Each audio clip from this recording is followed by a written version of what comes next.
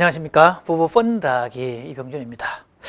혹시 여러분 이런 노래를 들어보신 적이 있습니까? 깊은 산 속 오솔길 옆 자그마한 연못엔 이렇게 시작되는 노래가 있죠. 그러니까 양희은 씨의 노래 작은 연못이라는 노래인데요. 그 가사를 쭉 보면 지금은 더러운 물만 고이고 아무것도 살지 않지만 먼 옛날 이 연못에엔 예쁜 붕어 2마리 살고 있었다고 전해지지요. 깊은 산 작은 연못 어느 맑은 여름날 연못 속에 붕어 2마리 서로 싸워 한 마리는 물 위에 떠오르고 그놈 살이 썩어 들어가 물도 따라 썩어 들어가 연못 속에선 아무것도 살 수 없게 되었죠. 좀 노래를 부르려고 했더니 너무 서글퍼 가지고요. 좀 쓸쓸합니다. 이 노래 보면 중간에 단조음이 아주 짙게 쫙 깔리고 그렇죠. 사실 참 서글픈 노래인데요. 이 노래가 어쩌면 부부관계를 설명하는 노래가 아닐까 싶습니다.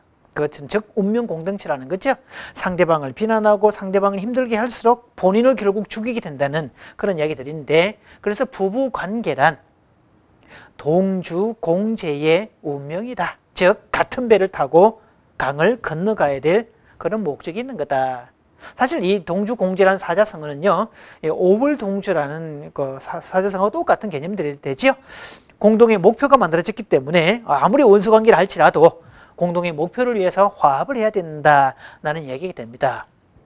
사실 부부가 살다 보면 뭐 갈등이 생기는 건 당연한 이야기고 크든 작든 어떤 부부싸움을 해야 되는 게 맞는데, 자 그럼에도 불구하고 부부는 싸워서라도 같이 가야 될 공동체지 분리되거나 깨지거나 그런 관계는 아니라는 겁니다. 그래서 싸울 때 싸우더라도 반드시 지켜야 될 것들이 있습니다. 아무리 사이가 나빠졌고 아무리 화가 나더라도 자존심만큼은 건드리지 마라 라는 사실이죠. 자, 2007년도에 그러니까 연세대 박사 논문 중에 김요한 씨가 쓴 논문 중에요. 이혼 소송 중인 부부의 부부관계 와해 과정 연구 이런 게 있었습니다. 그러니까 소송을 낸 분들의 부부를 심층 인터뷰를 해서 도대체 끝까지 이혼을 고집하는 사람들의 이유가 뭔가. 그래서 그 인터뷰 내용 중에는요, 지금 당신이 제기한 그 이혼 소송의 내용이 정말로 이혼거리가 된다고 생각하십니까? 라는 내용이었죠. 근데 그 중에 많은 부부들이요, 자기도 객관적으로는 이혼거리까지 안 되는 거 알고 있는 사람들이었습니다. 그럼에도 불구하고 배우자하고 소통의 과정에서 배우자가 나의 자존심뿐이 아니라 내 원가정의 자존심까지 망가뜨렸을 때에는 재고의 가치가 없다라고 결론이 나왔습니다. 그러니까 싸울 때 싸우더라도 예의를 잘 갖춰서 싸우면 정말 또 회복의 끈덕지가 있겠지만 너무 예의를 갖추지 않으면 이건 구제불능의 상태가 되는 것들이죠. 자, 어떤 면에서 보면요, 정말 그때는 주관적으로 느낄 때는 큰 문제인 것 같지만 사실 냉정히 따지고 보면 부부 사이에 큰 문제는 없습니다. 또 아무리 큰 문제라 할지라도 단계적으로 밟아서 가면 단지 시간이 조금 더 걸릴 뿐이지 해결되지 못할 것도 없다는 거죠. 자, 사막을 도보로 횡단했던 한 여행자가 있었습니다. 사람들이 인터뷰를 했죠. 사막을 횡단하는 동안 가장 힘든 것이 무엇이었습니까? 이 질문 속에는요, 이미 사람들이 예상하는 답안을 가지고 있었습니다. 그 예상 답안 중에는 뭐 낮 동안에 그렇게 뜨겁게 내리쬐는 태양이었고 밤이 되면 영하로 떨어지는 날씨였고 전갈과 같은 해충도 있었고 무섭게 몰아치는 모래바람도 있었고 방향 감각을 잃어버려서 탈진의 위험성도 있었고 뭐 물이 없어 고생을 했다는 그런 것들, 또 지독한 외로움이 문제가 되었다, 뭐 이런 것들이었는데요. 자, 그런데 이분의 대답은 어웨이였습니다. 저를 가장 힘들게 했던 것은 신발 구석에 들어있던 작은 모래알갱이 하나였습니다. 결혼도 마찬가지입니다.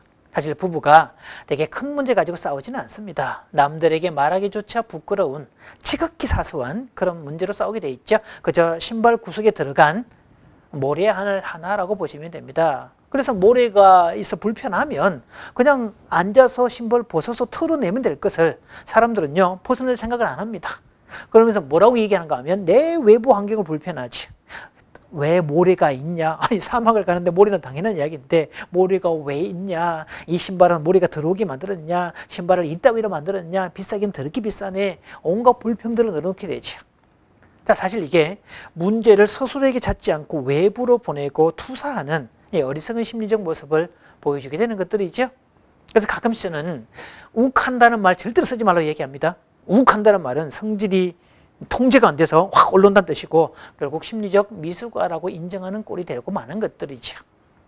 자, 그래서 큰 문제가 아닌데 작은 문제를 계속 방치하거나 어느 부정적인 생각을 계속하게 되면 이건 정말 걷잡을 수 없게 돼 있고 이걸 표현하는 과정에서 자존심까지 건드리게 되면 이거는 정말 회복 불능이 된다는 것을 보게 됩니다.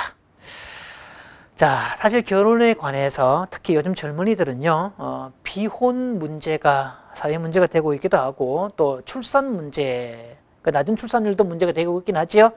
아마 그 이후에는요, 결혼 자체에 대한 또 아이 육아에 대한 두려움이 문제가 될 겁니다. 자, 실제로 2013년 5월 달에 이 비에나레라고 하는 결혼 정보 업체에서 미혼 남녀 529명을 대상으로 설문조사를 했습니다. 자, 그 설문조사 중에 선뜻 결혼하지 못하는 결혼을 망설이게 되는 이유가 뭡니까? 라는 내용이 있었는데 1위가 배우자와 조화롭게 살 수 있을지에 대한 두려움이었습니다. 이게 남자는 58.4%, 여성은 61.0%였죠. 그러니까 사실 이게 관계 맺음에 대한 두려움이 된다는 거죠. 자, 그러나 그 위험은요, 당연히 있을 위험이라는 것을, 그러나 그럼에도 불구하고 강은 건너야 된다는 것을, 그래서 동주공주의 운명치라는 사실을 알고 그래서 강을 잘 건널 때, 그래서 강을 건너니 많이 싸우고 삿대 가지고 서로를 패는 것보다 목표를 정하고 앞서로 함께 하고 서로가 장단을 맞추고 호흡을 맞추고 그래서 같이 지어가는 게 가장 빨리 갈 수 있다는 것을, 그래서 결국은 상대방을 미워하면 자신을 죽이는 관계라는 사실을 기억을 하셔야 됩니다. 그래서 어떤 면에서 자기가 살기 위해서 배우자를 사랑하는 것, 이건 정말 지혜로운 사람이 되겠지요. 그래서 히라빈 조르바라는 소설 니코스 카잔차스키스, 이 사람의 히라빈 조르바에는 이런 표현이 있습니다. 자신을 구하는 유일한 길은 남을 구하고자 애를 쓰는 것이다. 부부관계 이렇게 적용이 되겠죠? 자신을 구하는 유일한 길은 배우자를 위해서 사는 것이다 라는 것이죠. 자, 여러분도 그렇게 사시길 바랍니다. 감사합니다.